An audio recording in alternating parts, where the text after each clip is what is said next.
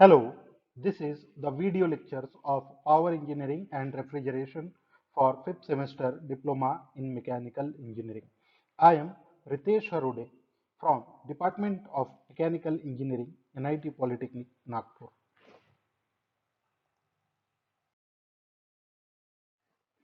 This is chapter number 5, Refrigeration and Air Conditioning. Today in this video lecture, we are going to learn about air conditioning. First of all, let's discuss about the learning outcome. After completion of this video lecture, the learner will be able to define air conditioning and write its necessity. तो सबसे पहले इस video lecture में हम लोग air conditioning क्या होती है और उसकी जरूरत क्यों है, कहां पर किन जगह पर एयर कंडीशनिंग की जरूरत होती है, किन कंडीशंस में एयर कंडीशनिंग नेसेसरी होती है, वो हम लोग डिस्कस करेंगे। दूसरी चीज जो हम डिस्कस करेंगे वो है human comfort parameters. These human comfort parameters are decided by WHO. Next, which we are going to discuss about the different type of air conditioning, जिसमें कंफर्ट एयर कंडीशनिंग होती है, इंडस्ट्रियल एयर कंडीशनिंग होती है, तो इनकी क्या ज़रूरतें होती है, कहाँ पर ये एयर कंडीशनिंग प्रोवाइड की जाती है, उसके बारे में इस वीडियो लेक्चर में हम लोग देखेंगे। आगे बढ़ने से पहले एक बार पीओ और पीएसओ मैपिंग देख लेते हैं। तो सबसे पहली चीज जो हमने यहाँ पे मैप की है वो है पीओ1। पीओ1 हम लोगों ने मैप किया क्योंकि यहाँ इस वीडियो लेक्चर में हमारा कुछ बेसिक नॉलेज एनहांस होने वाला है। दूसरा हमने पीओ2 मैप किया हुआ है, दैट इज डिसिप्लिन नॉलेज। उसके बाद PO3 which is experiment and practice. PO4 हम लोगों ने इंजीनियरिंग टूल मैप किया है क्योंकि we are discussing about the different types of tools, devices which are used in air conditioning. PO6 environment and sustainability. ये PO6 हमने इसलिए map किया है क्योंकि air conditioning is directly connected with atmosphere, so that's why PO6 यहाँ पर हम लोगों ने मैप किया। PO8 मैप किया है industrial individual and team work. PO9 communication, आपका कम्युनिकेशन इंप्रूव होगा, आपको एयर कंडीशनिंग एक्सप्लेन करना आना चाहिए, सो दैट्स व्हाई PO9 मैप किया गया है। PO10 that is life long learning. आप उसके बाद PSO2 और PSO3 that is mechanical engineering equipments and mechanical engineering processes. तो इतनी चीजें हम लोगों ने यहाँ पर मैप की है। तो सबसे पहले देखते हैं व्हाट इज एयर कंडीशनिंग। जैसे कि वर्ड लिखा हुआ है एयर कंडीशनिंग करना, तो नाम क्या है, कंडीशनिंग करना। हम कई बार बोलते हैं कि किसी की कंडीशन ठीक नहीं है तो हम उसको क्या करते हैं, कंडीशनिंग करते हैं, उसकी कंडीशन को ठीक करते हैं। वैसे ही जब एयर की कंडीशन ठीक नहीं होती, अब किससे रिलेटेड बात कर रहे हैं, तो एयर कंडीशनिंग। अब एयर कंडीशनिंग कहाँ से कनेक्टेड है, एयर कंडीशनर से। आपने देखा होगा कि हम गर्मी के मौसम में घर में एयर कंडीशनर लगाते हैं, जो एयर कंडीशनर नहीं लगा सकते वो कूलर लगाते हैं। दोनों का काम सेम है, दोनों एयर को कंडीशन करते हैं। पर ये क्यों, किस लिए ये चीजें जरूरत हमें पड़ती है, तो हमें ये जरूरत पड़ती है कि जो हमारी ह्यूमन की कंडीशन है, हम जब किसी एक एरिया में रहते हैं, किसी एक रूम में रहते हैं, अगर वहाँ का जो एटमॉस्फेयर है, वहाँ का टेम्परेचर हो गया, ह्यूमिडिटी हो गई, वेंटिलेशन हो गया, अगर वो प्रॉपर नहीं रहा तो हम वहां पर कंफर्टेबल फील नहीं करेंगे। तो ह्यूमन बीइंग को कंफर्टेबल फील कराने के लिए, आपके लिए कंफर्टेबल कंडीशंस क्रिएट करने के लिए और उसको मेंटेन करने की जो प्रोसेस होती है वो होती है एयर कंडीशनिंग। तो यहाँ पे एयर कंडीशनिंग का क्या मतलब है, एयर कंडीशनिंग का मतलब है कि आप क्या कर रहे हो, मेंटेन कर रहे हो कंफर्टेबल कंडीशन। ये कंफर्टेबल कंडीशन कैसे मेंटेन हो रही है, तो इसको कंट्रोल करने के लिए आपको एयर में तीन चीजें चेंज करनी पड़ती है। सबसे पहला होता है ह्यूमिडिटी। आपने देखा होगा कि गर्मी के मौसम में जो एयर होती है वो बहुत सूखी होती है, एयर में मॉइस्चर कंटेंट नहीं होता, और वो एयर का जब मॉइस्चर कंटेंट कम होता है तो वो एयर हमें कंफर्टेबल नहीं रहती। दूसरी, अगर आप किसी ऐसे रूम में बैठे हो जहां पर हवा का फ्लो ही नहीं है, एयर का फ्लो ही नहीं है, तो क्या होगा, आपको वहां पर अच्छा फील नहीं होगा, आपको क्या लगेगा, कंजेस्टेड लगेगा, आपको घुटन महसूस होंगी। तो ये नहीं होना चाहिए, इसीलिए क्या जरूरी है, वेंटिलेशन। आप रूम में खिड़कियां लगाते हो, जिस रूम में खिड़की नहीं लगती वहां एसी अगर आपने लगाया तो एयर का फ्लो होते रहता है, एयर फ्रेश एयर अंदर आती है और जो पुरानी एयर है वो बाहर जाती है। So that thing is nothing but the ventilation.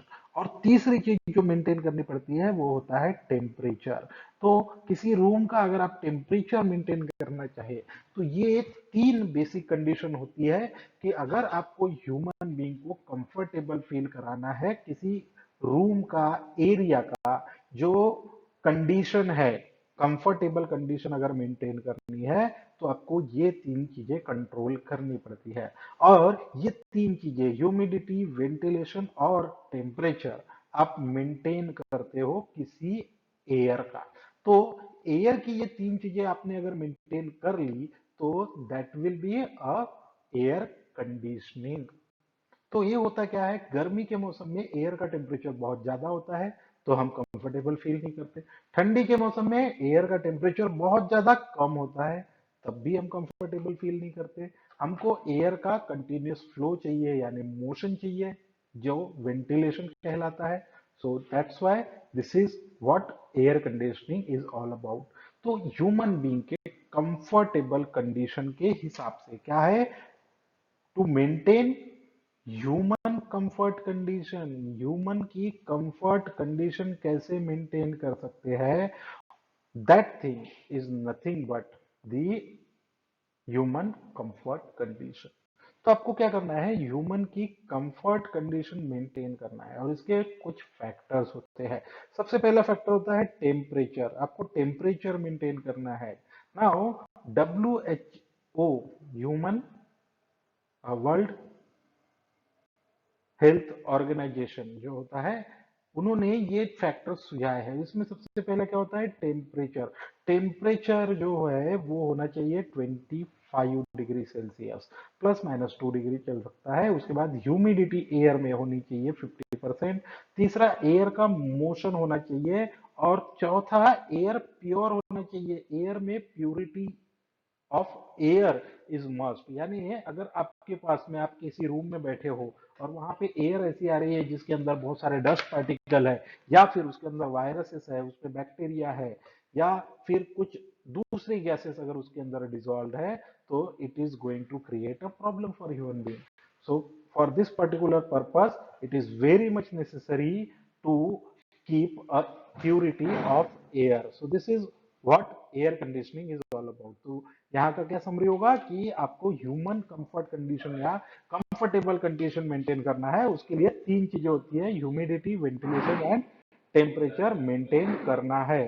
तो इस तरह से हम लोग एयर को कंडीशन करते हैं अपनी रिक्वायरमेंट के हिसाब से, and that thing is known as air conditioning, it is the process. और ये प्रोसेस जो करता है वो होता है एयर कंडीशनर। तो this is all about air conditioning. हम आगे देखेंगे necessity of air conditioning. Now, let's think about the necessity of air conditioning. Why we need air conditioning? हमको हमारे घर में, ऑफिस में, हर जगह पर एयर कंडीशनर लगाने की जरूरत क्यों पड़ती है? तो क्या है, सबसे पहला, टू मेंटेन कंफर्ट कंडीशन। अब देखिए, जो एटमॉस्फेयर है वो हमेशा हमारे कंफर्ट कंडीशन के हिसाब से नहीं रहता। जैसे अगर गर्मी का मौसम है तो टेम्परेचर बहुत ज्यादा होता है, एयर की ह्यूमिडिटी कम होती है, वेंटिलेशन नहीं होता। वही अगर आप ठंड के मौसम में अगर देखेंगे, विंटर सीजन में, तो टेम्परेचर बहुत कम होता है, तो that is not a comfortable condition. वैसा ही बारिश के मौसम में भी होता है, एयर के अंदर बहुत ज्यादा मॉइस्चर होता है तो आपको चिपचिपा फील होता है। तो ये सारी चीजें नहीं होनी चाहिए, इसीलिए हमें क्या करना है, ह्यूमन बीइंग के हिसाब से कंफर्ट कंडीशन मेंटेन करना है, and that is the first requirement for air conditioning system.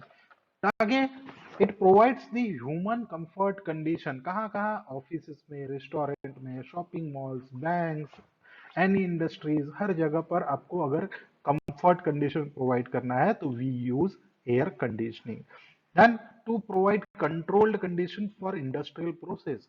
कई बार ऐसी कई इंडस्ट्रीज होती है, जैसे मेडिसिन इंडस्ट्री है, फूड इंडस्ट्रीज है, जहां पर आपको कंट्रोल्ड कंडीशन मेंटेन करना है। जैसे हमने एक वीडियो में, पिछले वीडियो में हम लोगों ने कोल्ड स्टोरेज के बारे में देखा था, जहां पे हम लो टेम्परेचर मेंटेन करते हैं। तो that is the application of industrial process. आपको क्या करना है, एक कंट्रोल्ड एटमॉस्फेयर क्रिएट करना है। आइसक्रीम को अगर आपको स्टोर करना है तो आपको कम टेम्परेचर मेंटेन करना पड़ेगा, so that is a controlled condition. आपको किसी और चीज में, जैसे कई इंडस्ट्रियल प्रोसेसेस होती है जहां पर आपको लो टेम्परेचर मेंटेन करके रखना पड़ता है, so that thing is known as controlled condition and that can be controlled by air conditioning only. तो कई इंडस्ट्रियल प्रोसेसेस है जहां पर इन चीजों की जरूरत पड़ती है। उसके बाद to provide ultra clean atmosphere, कई बार ऐसी जगह होती है जहां पर आपको बहुत क्लीन एटमॉस्फेयर प्रोवाइड करना है। जैसे कि आप मेडिसिन इंडस्ट्री की बात करो या फूड इंडस्ट्री की बात करो, जहां पे आपको क्लीन एटमॉस्फेयर की जरूरत है। कई बार कई मशीनिंग प्रोसेस ऐसी होती है जहां पे फॉरेन पार्टिकल्स, बाहर के जो डस्ट पार्टिकल्स है या कोई और पार्टिकल्स वगैरह नहीं होना चाहिए, तो इसीलिए ऐसे रूम्स को पूरी तरह से पैक रखा जाता है। वहां पे कोई विंडोज नहीं होता और कुछ नहीं होता। तो अगर आप विंडोज वगैरह नहीं है तो एयर का वेंटिलेशन नहीं होगा और आप वहां पर काम नहीं कर पाएंगे। सो इसीलिए ऐसे एटमॉस्फेयर में एयर कंडीशनिंग की बहुत ज्यादा जरूरत होती है, ताकि वो एरिया क्लीन रखा जा सके। So these all are the necessity of air conditioning, this is the requirement of air conditioning, जहां पर हम लोग एयर कंडीशनिंग प्रोवाइड करते हैं। The classification of air conditioning process, तो एयर कंडीशनिंग का क्लासिफिकेशन क्या होता है? तो बेसिकली एयर कंडीशनिंग को डिफरेंट डिफरेंट कैटेगरी से या बेसिस पर हम लोग क्लासिफाई कर सकते हैं। सबसे पहला होता है उसके फंक्शंस के हिसाब से। तो अकॉर्डिंग टू फंक्शंस क्या होता है, सबसे पहला है comfort air conditioning. Comfort air conditioning क्या होती है? कंफर्ट एयर कंडीशनिंग में हम लोग ह्यूमन बीइंग के हिसाब से एयर कंडीशनिंग प्रोवाइड करते हैं। यानी जैसे हमारे घर में या ऑफिस में जो हम एयर कंडीशनिंग प्रोवाइड करते हैं, वो होती है कंफर्ट एयर कंडीशनिंग, और ये सिर्फ और सिर्फ हम ह्यूमन बीइंग के कंफर्ट के हिसाब से प्रोवाइड करते हैं। दूसरा होता है commercial air conditioning. Commercial air conditioning क्या होगा कि जैसे बड़े मॉल्स है, थिएटर्स है, यहाँ पर हम लोग ज्यादा लोगों के लिए जब एयर कंडीशनिंग प्रोवाइड कर रहे हैं, so that will B commercial air conditioning. और इंडस्ट्रियल एयर कंडीशनिंग यानी जैसे कोल्ड स्टोरेज है, कोई आइस फैक्ट्री है, या फिर आइसक्रीम फैक्ट्री है, तो वहां पे जो हम कूलिंग प्रोवाइड करते हैं, एयर कंडीशनिंग करते हैं, that is come under the industrial air conditioning. So this is the according to function, और आप इसको यूज भी बोल सकते हो।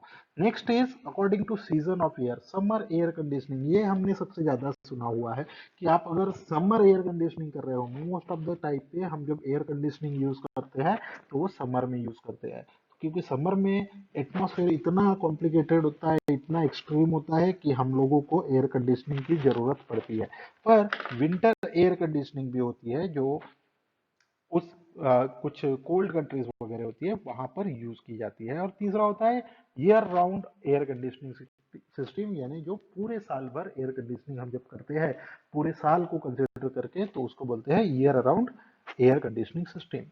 तीसरा जो है अकॉर्डिंग टू इक्विपमेंट अरेंजमेंट, ये होता है यूनिटरी एयर कंडीशनिंग सिस्टम, यानी एक सिंगल यूनिट जब आप यूज कर रहे हो कंफर्ट कंडीशंस के लिए, तो उसको यूनिटरी एयर कंडीशनिंग सिस्टम बोलते हैं। जैसे कि हमने घर में एक एसी लगाया एक रूम के लिए, तो यहाँ पे क्या होता है, ऑक्यूपेंट जो है, जितने लोगों को आपको कूलिंग प्रोवाइड करनी है वो कम होते हैं।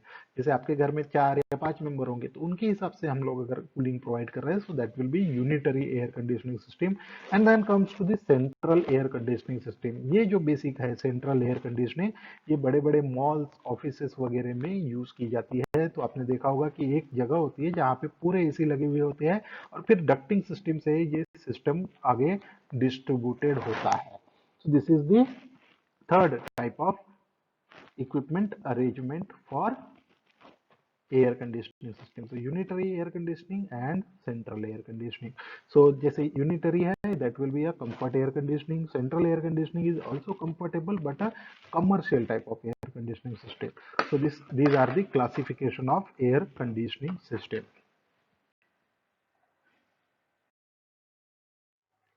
पिछले स्लाइड में हम लोगों ने classification of air conditioning discuss किया था। आगे देखते हैं कि ये जो तीन टाइप की एयर कंडीशनिंग होती है, जिसमें सबसे पहला है कंफर्ट एयर कंडीशनिंग, उसके क्या रिक्वायरमेंट है। तो सबसे पहले कंफर्ट एयर कंडीशनिंग क्या होता है? It is provided for ultimate comfort of human being. आप ह्यूमन बीइंग को आप खुद के लिए कंफर्टेबल कंडीशंस क्रिएट करने के लिए जब एयर कंडीशनिंग करते हैं तो उसको कंफर्ट एयर कंडीशनिंग कहा जाता है। ये जो एयर कंडीशनिंग के टाइप है वो बेसिकली उसके ऑब्जेक्टिव के हिसाब से डेवलप किए गए हैं। तो कंफर्ट एयर कंडीशनिंग का मेन जो मोटो है, जो उद्देश्य है, वो है कि ह्यूमन बीइंग को कंफर्टेबल फील कराना। तो ह्यूमन बीइंग को कंफर्ट फील कराने के लिए आपको सबसे जरूरी है कि ऐसी कंफर्ट कंडीशन क्रिएट करना जो ह्यूमन बीइंग के लिए कंफर्टेबल हो। और ये कंफर्ट कंडीशन क्रिएट करने के लिए कुछ पैरामीटर्स होते हैं। वो पैरामीटर्स है कि कुछ पैरामीटर्स हो जो WHO द्वारा डिसाइडेड किए गए हैं, उनकी एक पर्टिकुलर वैल्यू होती है। सबसे पहला जो पैरामीटर है इसमें वो है टेम्परेचर। टेम्परेचर होना चाहिए 25 डिग्री सेल्सियस, और इसमें प्लस या -2 डिग्री सेल्सियस का डेविएशन या टॉलरेंस चलता है, यानी 23 to 27 डिग्री सेल्सियस तक अगर आप टेम्परेचर मेंटेन करके रखते हो तो दैट इज कंफर्टेबल। इस टेम्परेचर में ना आपको ठंड लगती है ना आपको गर्मी होती है। तो this is a very required temperature. Basically होता यह है कि जब ह्यूमन बॉडी का जो बेसिक टेम्परेचर है वो होना चाहिए 37 डिग्री सेल्सियस, और ह्यूमन बॉडी में जितनी भी हीट जनरेट होती है वो एटमॉस्फेयर में रिलीज होती है। अगर आपकी हीट पूरी तरह से एटमॉस्फेयर में रिलीज नहीं हो रही है तो आपको गर्म लगेगा, और अगर ज्यादा ही हीट एक्सचेंज हो रही है एटमॉस्फेयर के साथ में तो आपको ठंडी लगेगी। तो इसीलिए ये टेम्परेचर मेंटेन होना चाहिए। इस टेम्परेचर पे इतना होता है कि जितनी ह्यूमन बॉडी में हीट डेवलप हो रही है वो आसानी से एटमॉस्फेयर में रिलीज हो जाती है, उससे ज्यादा नहीं होती। दूसरा जो है ह्यूमिडिटी। ह्यूमिडिटी होनी चाहिए 50%, और इसका वैल्यू हो सकता है प्लस या -20% के नीचे भी आप लोग यूज कर सकते हैं। तो ह्यूमिडिटी का क्या है कि अगर ह्यूमिडिटी बहुत ज्यादा हुई तो आपको कंफर्टेबल फील नहीं होता। ह्यूमिडिटी अगर अब जब बहुत ज्यादा ह्यूमिडिटी होती है एयर में तो आपको पसीना आता है और आपको उमस लगती है। और अगर बहुत कम रही तो you will feel dry. So that's why humidity इस 50% के आसपास होनी चाहिए। तीसरी चीज जो होती है वो है एयर का मोशन। एयर का जो फ्लो होना चाहिए, जिस रूम में आप बैठे हो उसमें एयर का मोशन होना चाहिए। ऐसा नहीं कि बिल्कुल एयर नहीं आ रही है, वैसा रहेगा तो आपको कंजेस्टेड फील होगा, आपको घुटन महसूस होंगी। लेकिन अगर बहुत ज्यादा हवा आ रही है तो आप उसमें भी कंफर्टेबल फील नहीं होते। आप देखिए, अगर आप किसी कूलर के सामने डायरेक्टली खड़े हो गए तो आपको 2 मिनट अच्छा लगेगा, लेकिन आप बहुत देर तक उसके सामने खड़े नहीं हो सकते। तो इसीलिए एयर मोशन की भी एक लिमिट होती है जो है 5 to 8 मीटर पर मिनट।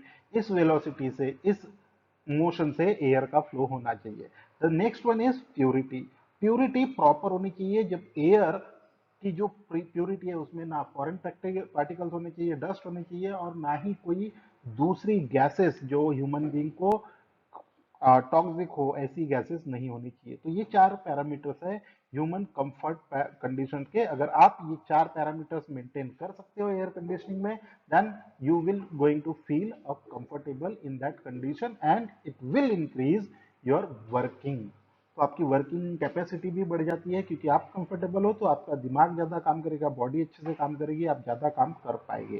तो इसीलिए आपने हमेशा देखा होगा कि जो ऑफिस वगैरह होते हैं वहां पर ये चीजें बहुत की जाती है। अब कंफर्ट जो एयर कंडीशनिंग कर रहे हैं तो हम फैक्टर क्या डिपेंड कर रहे हैं, इस पे दो फैक्टर रहते हैं। एक तो नंबर ऑफ ऑक्यूपेंट्स कितने हैं, आपका जो रूम है जिसके अंदर आपको एयर कंडीशनिंग कर रहे हो उसके अंदर कितने लोगों का बैठना है, कितने लोग वहां पर रहने वाले हैं। तो वो नंबर ऑफ ऑक्यूपेंट्स यहाँ पर बहुत ज्यादा ध्यान में रखा जाता है।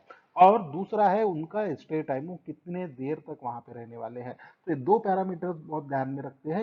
ये जो कंफर्ट एयर कंडीशनिंग है ये हम घर में करते हैं, ऑफिस के लिए करते हैं।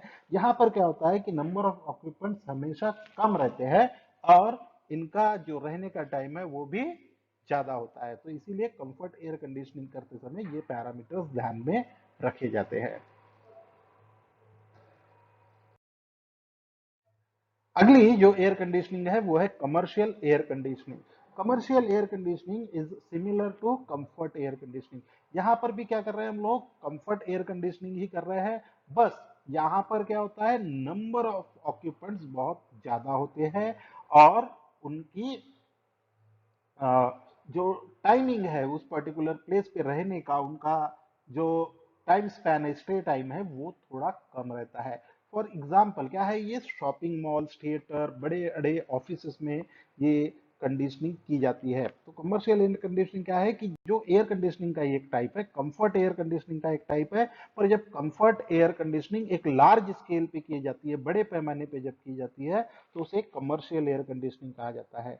तो यहाँ पर क्या होता है, नंबर ऑफ ऑक्यूपेंट बहुत ज्यादा होते हैं, ज्यादा लोग होने की वजह से क्या होगा, आपका जो एयर कंडीशनिंग प्लांट रहेगा उसका साइज, उसकी कैपेसिटी भी बढ़ जाएगी। तो इसीलिए ये थोड़ा सा डिफरेंट होता है। जैसे आपने घर का एयर कंडीशनिंग देखा होगा, एक नॉर्मल यूनिट होती है 1 टन 1.5 टन की, आप रूम में लगा देते हो तो एयर कंडीशनिंग हो जाती है। पर अगर बड़े शॉपिंग मॉल्स में अगर आप देखो, थिएटर्स में देखो, तो वहां पे नंबर ऑफ ऑक्यूपेंट ज्यादा होते हैं, जगह बड़ी होती है, वो ज़्यादा देर रहते हैं या कहीं पर शॉर्ट टाइम के लिए भी रहते हैं, तो उसकी वजह से भी फर्क पड़ता है। तो इसीलिए ये कमर्शियल एयर कंडीशनिंग होती है जो जनरली बड़े बड़े ऑफिस में, थिएटर्स में, शॉपिंग मॉल्स में की जाती है। So this is second type of air conditioning. Then we have come to the last type of air conditioning, that is industrial air conditioning. Now ये जो एयर कंडीशनिंग होती है ये एटमॉस्फेयर कंट्रोल करने के लिए की जाती है। यहाँ पे ह्यूमन के कंफर्ट का कुछ भी ध्यान नहीं रखा जाता। क्यों? क्योंकि यहाँ पे हमें जरूरत ही नहीं है ह्यूमन कंफर्ट की। हमारी रिक्वायरमेंट क्या होती है कि एक ऐसा कंट्रोल्ड एटमॉस्फेयर प्रोवाइड किया जाए जो किसी इंडस्ट्रियल प्रोसेस को करने के काम में आए। तो इंडस्ट्रियल प्रोसेस बहुत सारी हो सकती है। यहाँ पर क्या है, क्वालिटी का बहुत ज्यादा ध्यान रखा जाता है कि आपको कितना टेम्परेचर चाहिए, कितना ह्यूमिडिटी चाहिए, वो एटमॉस्फेयर को कंट्रोल करना बहुत जरूरी होता है। फॉर एग्जाम्पल, आपने देखा होगा कि कहीं पर कोई सीएनसी मशीन्स वगैरह है, जहाँ पे मशीनों को एक पर्टिकुलर टेम्परेचर पे मेंटेन करने रखा है, या कुछ मैन्युफैक्चरिंग प्रोसेस होती है, जैसे टेक्सटाइल है, पेपर इंडस्ट्री है, मेडिसिन इंडस्ट्री है, यहाँ पर टेम्परेचर और ह्यूमिडिटी या जो कंट्रोल्ड एटमॉस्फेयर है बहुत जरूरी होता है। तो ये करना जरूरी होता है, इसीलिए यहाँ पर आपकी प्रोसेस के हिसाब से एटमॉस्फेयर को कंट्रोल किया जाता है। यहाँ पे ह्यूमन बीइंग का कंफर्ट नहीं देखा जाता कि वो कंफर्टेबल फील कर रहे हैं या नहीं। फॉर एग्जाम्पल, अगर आप एक आइसक्रीम प्लांट में जा रहे हो तो वहां का टेम्परेचर कम रहेगा, ह्यूमन कंफर्ट कंडीशन से भी कम रहेगा। क्यों? क्योंकि वहां पे हमको क्या चाहिए, जो प्रोडक्ट है उसके लिए आपको कंडीशनिंग करनी है, आपको ह्यूमन बीइंग के लिए वहां पे कंडीशनिंग नहीं करनी है। So these are the common example, जैसे टेक्सटाइल मिल है, पेपर मिल है, आइसक्रीम, फूड प्रोसेसिंग प्लांट है, मेडिसिन प्लांट जो होते हैं जहाँ पे मेडिसिन बनती है, वहां पर जो कंडीशनिंग होती है उसको इंडस्ट्रियल एयर कंडीशनिंग कहा जाता है।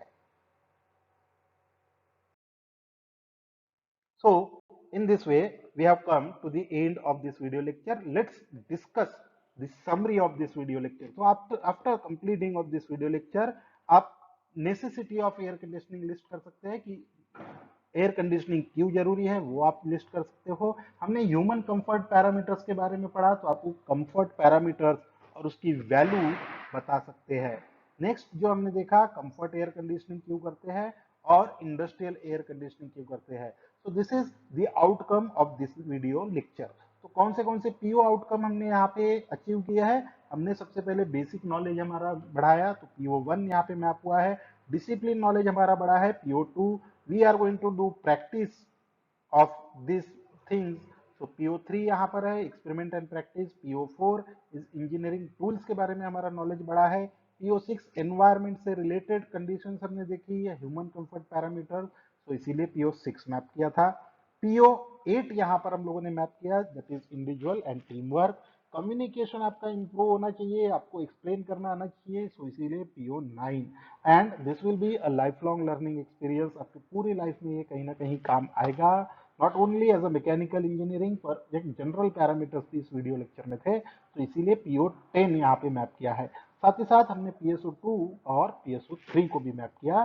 जैसे पीएसओ 2 है basic engineering tools, mechanical engineering tools और मैकेनिकल इंजीनियरिंग प्रोसेसेस। तो इतनी चीजें हम लोगों ने यहाँ पर मैप की है।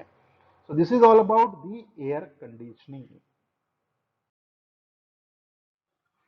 सो friends, in this video lecture we have learn about the air conditioning. जो अगला वीडियो लेक्चर है वो है साइकोमेट्रिक पर। तो साइकोमेट्री जो एयर कंडीशनिंग प्रोसेस होती है वो हमेशा साइकोमेट्री पे डिपेंड करती है। तो अगले जो वीडियो लेक्चर में हम इसके बारे में और डिटेल में पढ़ेंगे। So our next video lecture will be on psychometric and psychometric properties of air. Till then, keep learning. Thank you.